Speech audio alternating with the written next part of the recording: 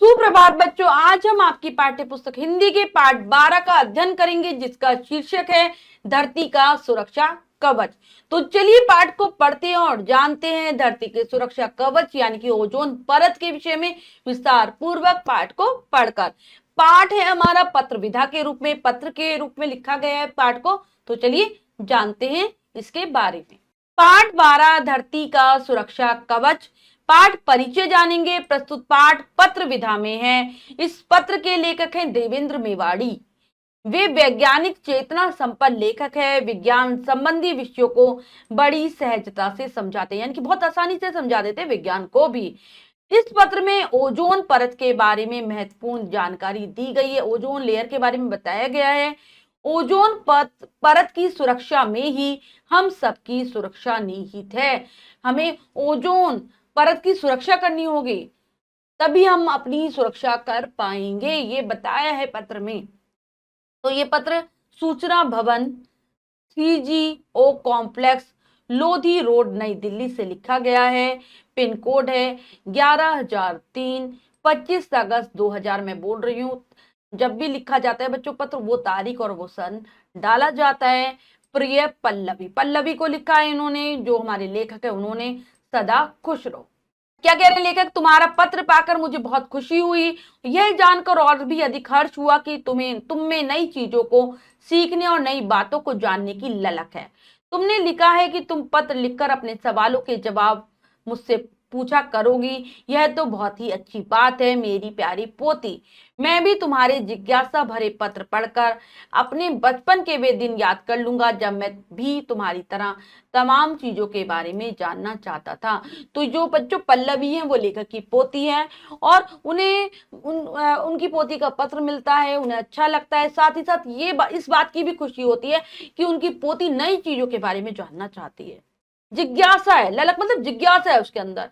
और वो ये भी कह रहे हैं कि तुमने मुझसे ये कहा था कि तुम पत्र के माध्यम से मुझसे सवाल जवाब करा करोगे, और मुझे अच्छा लगा। मैं भी चाहता हूं कि मैं तुम्हारी जिज्ञासा भरे, जो तुम मुझसे जानने की जो इच्छा रखती है, वो मैं तुम्हें बहुत अच्छे से बता पाऊं, और इस बहाने में अपने बचपन को भी जी लूंगा, याद कर लूंगा। और क्योंकि मैं भी बचपन में ऐसे ही था, तुम्हारी तरह हर बात को मैं भी जानना चाहता था। हर बच्चा ऐसा होता है, उसके मन में जिज्ञासा होती है, वो ज्यादा से ज्यादा जानना चाहता है। आप भी ऐसा ही करते होंगे। चलो अब तुम्हारी इस जिज्ञासा का उत्तर देता हूं, अन्यथा तुम कहोगी लो दादाजी तो अपने बचपन के दिन याद करने लगे। लेकिन एक बात तुम्हें जरूर बता दूं कि विज्ञान में मुझे बचपन से ही तुम्हारी तरह गहरी रुचि थी, इसलिए मैं वैज्ञानिक ही बना।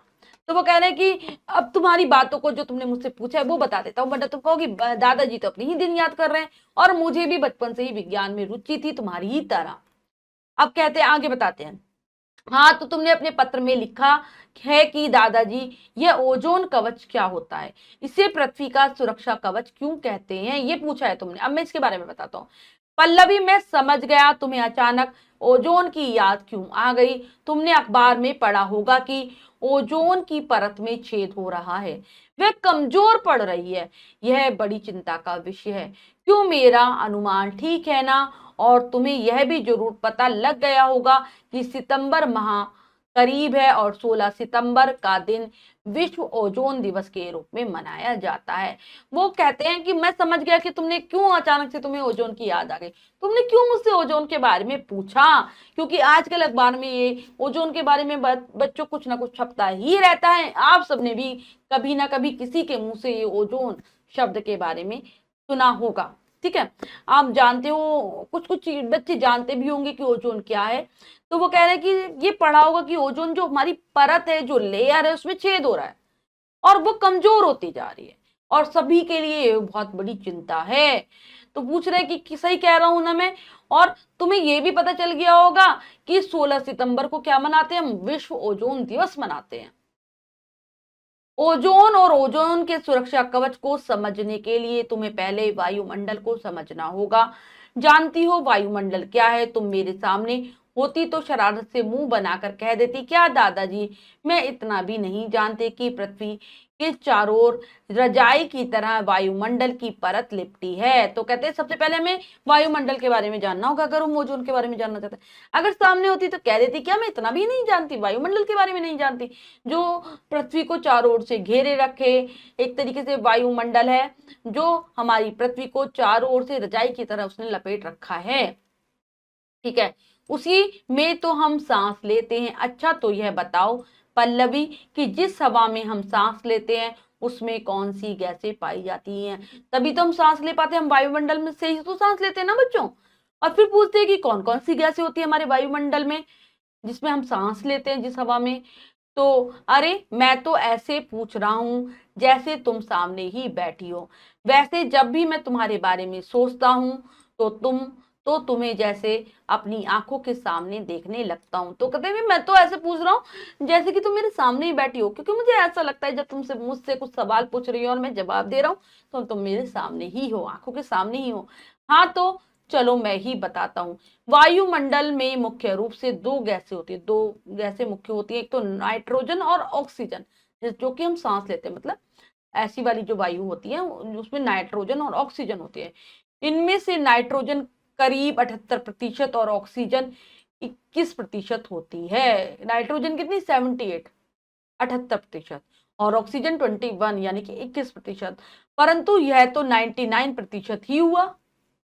अगर हम देखें तो ये 99% ही हुआ।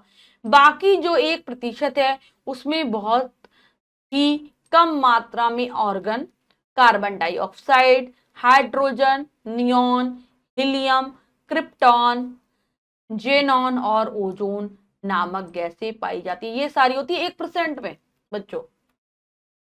इतने बड़े और अनजाने नाम सुनकर घबराना मत, कि इतने सारे नाम जो मैंने तुम्हें गैसों के बताए उनसे घबराना नहीं, हमें तो अभी बस ओजोन की बात करनी है। तो पल्लवी यह जो ओजोन है यह हमारी पृथ्वी से ऊपर करीब 15 से 40 किलोमीटर की ऊंचाई की परत में पाई जाती है। हमारी जो पृथ्वी है उससे ऊपर अगर हम 15 से 40 किलोमीटर का एरिया देखें तो वहां पर पूरा क्या होता है, ओजोन होती है, ओजोन की परत होती है। वायुमंडल की यह परत कहलाती है समताप मंडल या अंग्रेजी में स्ट्रेटोस्फियर। क्या कहलाती है? समताप मंडल कहते हैं हम उसको।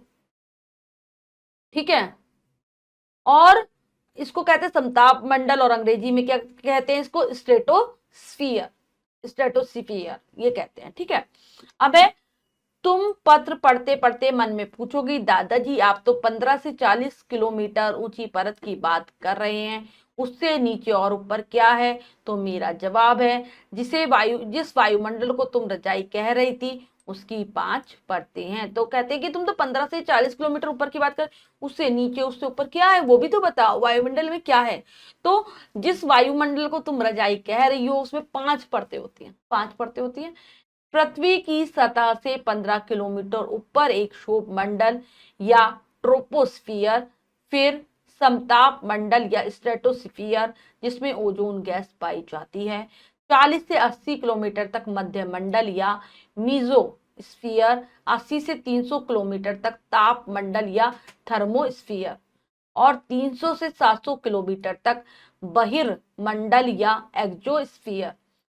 वहां तक तो हवा बहुत ही हल्की यानी विरल हो जाती है। इसके बाद असीम अंतरिक्ष है। तो उन्होंने बताया कि क्या क्या है, 15 किलोमीटर तक तो क्षोभ मंडल है जिसको अंग्रेजी में क्या कहते हैं? ट्रोपोस्फियर। फिर समताप मंडल आता है जिसको कहा जाता है स्ट्रेटोस्फियर, जहां पर क्या होती है? ओजोन गैस होती है। उसके ऊपर 40 से 80 किलोमीटर का जो एरिया है वहां पर है मध्य मंडल या जिसको हम कहते हैं मीजोस्फियर। फिर 80 से 300 किलोमीटर तक ताप मंडल होता है जिसको थर्मोस्फियर कहा जाता है बच्चों। 300 से 700 किलोमीटर तक बहिर्मंडल जिसको एक्सोस्फियर कहते हैं। ठीक है, और उसके बाद हल्की हो जाती है हवा, विरल मतलब बहुत हल्की हो जाती है। और फिर लगातार फिर भी अनंत आकाश है, अंतरिक्ष है। अच्छा, अब एक बात और अच्छी तरह समझ लो, सूर्य से पृथ्वी की ओर जो प्रकाश आता है उसमें बड़ी तेज पराबैंगनी या अल्ट्रावायलेट किरणें भी होती हैं।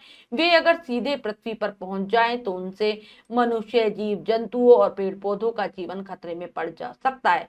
मुझे लग रहा है कि यह पढ़कर तुम अवश्य हंस दोगी। वो कह रहे हैं कि एक बात और समझ लो, सूर्य की से जो पृथ्वी पर जो प्रकाश आता है उसमें बहुत तेज किरणें होती हैं, जिनको हम पैराबैंगनी किरणें या फिर अल्ट्रावायलेट किरणें कहते हैं, जिसके बारे में आपने भी सुना होगा। वो इतनी खतरनाक होती है बच्चों, अगर सीधी आ जाए ना हमारी पृथ्वी पर, तो चाहे मनुष्य हो, चाहे कोई भी जीव जंतु हो या फिर पेड़ पौधा हो, सबका जीवन खतरे में आ जाएगा, मुश्किल में आ जाएगा। और तुम्हें तो लग रहा होगा कि मैं ऐसे ही कह रहा हूँ, लेकर कह रहे हैं अपनी पोती से, लेकिन ये तुम हंसने लगोगी, लेकिन ये वास्तव में सच है। पिछली बार जब तुम यहाँ आई थी तो मैंने ही तुम्हें बताया था सुबह सुबह सूरज की धूप सेकनी चाहिए, जिससे इससे हमारे शरीर में विटामिन डी बनता है और हड्डियां मजबूत होती हैं। अभी तुम यहाँ होती तो मुझे जरूर मुंह चिढ़ाती कि जब तुम यहाँ आई थी तो मैंने तुम्हें बताया था कि सुबह सुबह हमें सूर्य की धूप लेनी चाहिए, क्योंकि उसमें क्या होती है, विटामिन डी हमें मिलता है, हड्डियों को मजबूत करता है। लेकिन अब तुम यहाँ होती और मेरी ये बात सुनकर मुंह चिढ़ाती।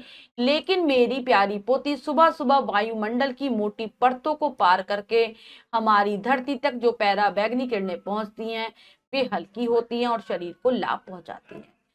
चक्कर में पड़ गई ना कि वे ही पराबैंगनी किरणें लाभदायक भी हैं, वे ही नुकसानदायक।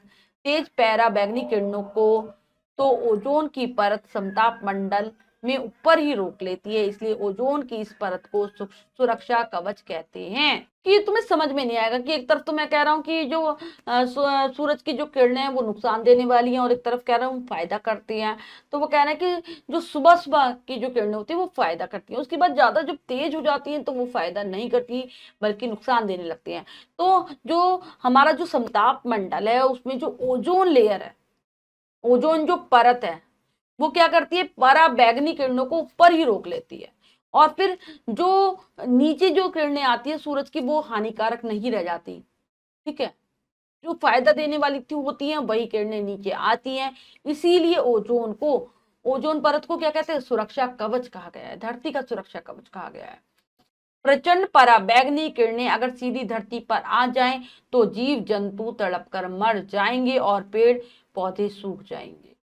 इससे धरती पर जीवन नष्ट हो जाएगा। जानती हो, वैज्ञानिक कई सालों से चेतावनी दे रहे हैं कि ओजोन की परत में छेद हो रहा है, यह परत कमजोर पड़ रही है, इसके कारण तेज पराबैंगनी किरणें पृथ्वी पर पड़ेंगी, उनसे लोगों को चमड़ी कैंसर हो सकता है, शरीर गल सकता है। इसीलिए वे कह रहे हैं कि इस परत को बचाओ, सुरक्षा कवच को मजबूत करो, इस परत को कमजोर करने वाले रसायनों को रोको। रसायन पढ़कर तुम जरूर चौंक जाओगी, सोचोगी आखिर ये कौन से रसायन है। यह भी बता रहा हूं, इन रसायनों को कहते हैं क्लोरोफ्लोरोकार्बन। तो कह रहे हैं कि इतनी तेज होती है ना, प्रचंड होती है ये पराबैंगनी किरणें, अगर सीधे धरती पर आ जाएं तो जीव जंतु मनुष्य सब तड़प तड़प कर मर जाएंगे। जो धरती पर जो जीवन है सब खत्म हो जाएगा, पेड़ पौधे कुछ भी नहीं बचेगा यहाँ पर।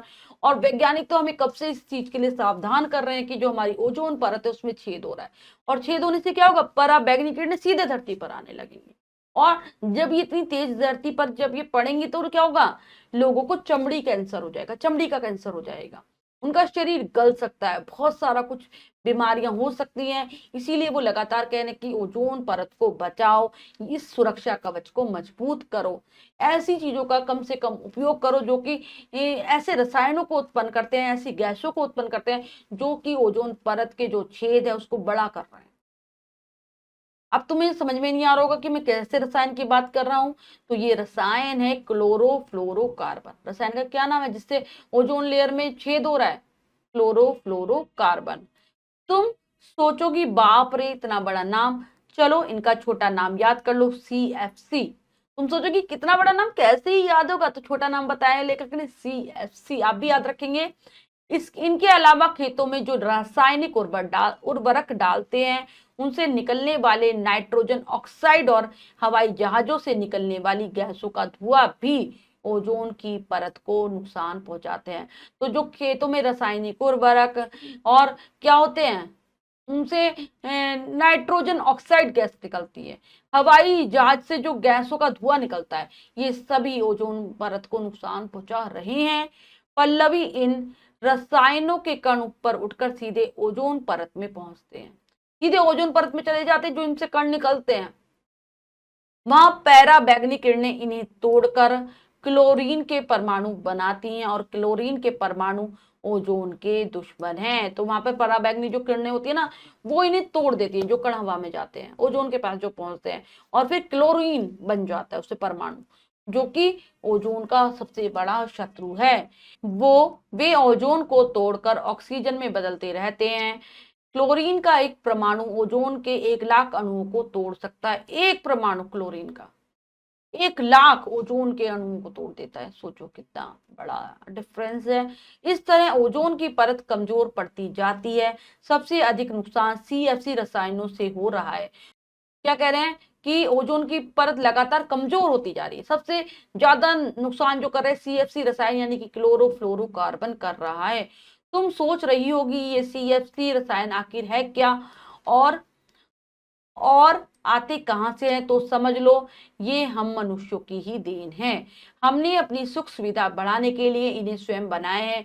हम इन रसायनों से अपने फ्रिज और एयर कंडीशनर चला रहे हैं।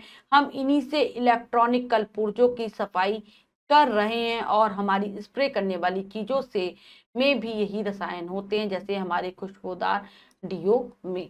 तो वो कह रहे हैं कि हम अपनी सुख सुविधाएं चाहता है, हर मनुष्य सुख सुविधा चाहता है, और इसके लिए वो विभिन्न प्रकार के रसायनों का प्रयोग करता है, विभिन्न प्रकार की चीजों का प्रयोग करता है। रसायनों से ही फ्रिज चलते हैं, एयर कंडीशनर चलते हैं, और इलेक्ट्रॉनिक जो हमारे पुर्जे होते हैं, मशीनों के जो पुर्जे होते हैं, उनकी सफाई होती है। जितनी भी हम स्प्रे करने वाली चीजों का इस्तेमाल करते हैं, जैसे डीओ आदि, उन सभी में यही रसायन होता है, जो कि हमारी ओजोन की परत को खत्म करता जा रहा है, कमजोर करता जा रहा है। इन रसायनों का हम जितना कम उपयोग करेंगे, ओजोन का सुरक्षा कवच उतना मजबूत रहेगा। तुम सोचोगी एसी और फ्रिज कैसे चलेंगे, उनके लिए वैज्ञानिक नए रसायनों की खोज कर रहे हैं।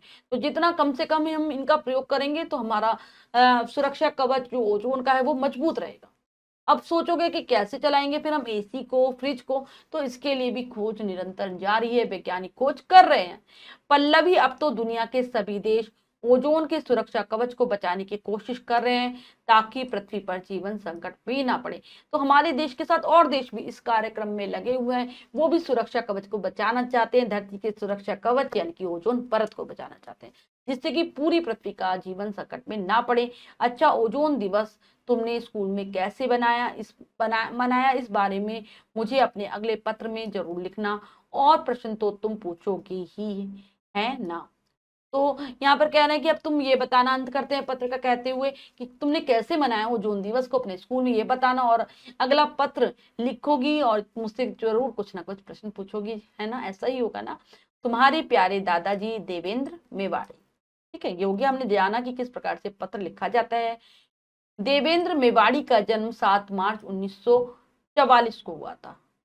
ठीक है, और हमने ये भी सीखा बच्चों कि ओजोन के परत के बारे में भी जाना, तो आपको भी उसकी सुरक्षा में योगदान देना है अपना। देवेंद्र मेवाड़ी का जन्म 7 मार्च 1944 को उत्तराखंड के नैनीताल से आगे काला आगार गांव में हुआ था।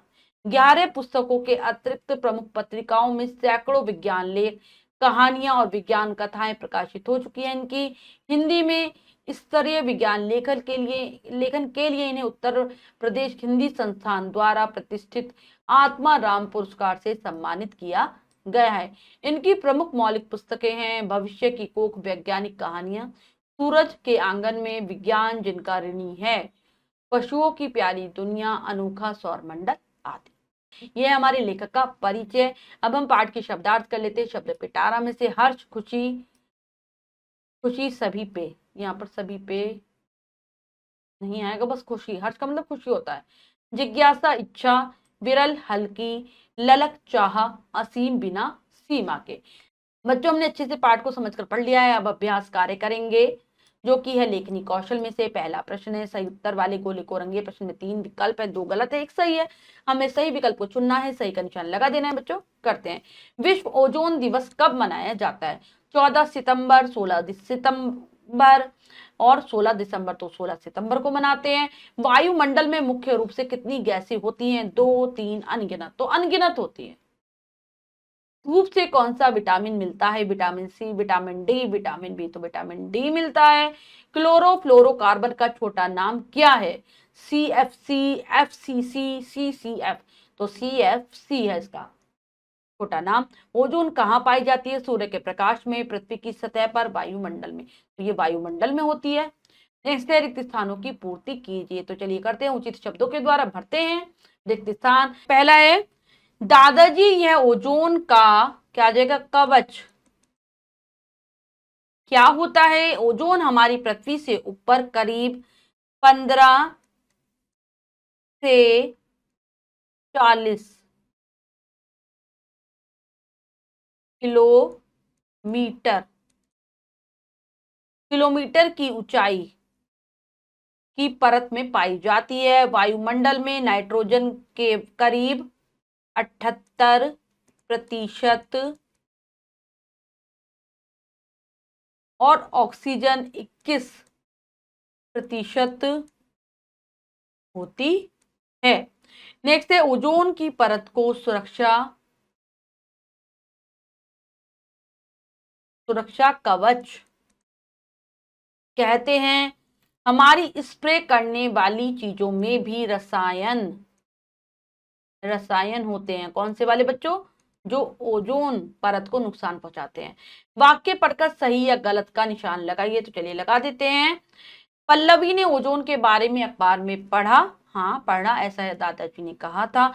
पृथ्वी के चारों ओर रजाई की तरह वायुमंडल की परत लिपटी हुई है। बिल्कुल सही। वायुमंडल में मुख्य रूप से 3 गैसें होती हैं। गलत, 2 गैसें होती हैं। कौन कौन सी? नाइट्रोजन और ऑक्सीजन। अब नेक्स्ट है, क्लोरीन का एक परमाणु ओजोन के 1 लाख अणुओं को तोड़ सकता है। बिल्कुल सही। बहिर्मंडल वायुमंडल की सबसे निचली परत है। तो वायुमंडल की सबसे ऊपरी परत होती है ये। तो गलत का निशान। तो बच्चों, हमने पाठ को बहुत अच्छे से समझकर पढ़ा और जाना कि किस प्रकार से पाठ में ओजोन के बारे में बताया गया है, ओजोन परत के बारे में बताया गया है। हमने अभ्यास कार्य भी किया है। इसके बाद जो भी कार्य है वो आप स्वयं करेंगे सुंदर अक्षरों में अपनी अभ्यास पुस्तिका में। बच्चों, आज हमने जाना हमारी धरती के सुरक्षा कवच यानी कि ओजोन परत के बारे में। आप अच्छे से पाठ को समझ गए होंगे। पाठ को फिर से जरूर पढ़ेंगे। मिलते हैं अगली कक्षा में नए पाठ के साथ। तब तक के लिए स्वस्थ रहिए, प्रसन्न रहिए। धन्यवाद।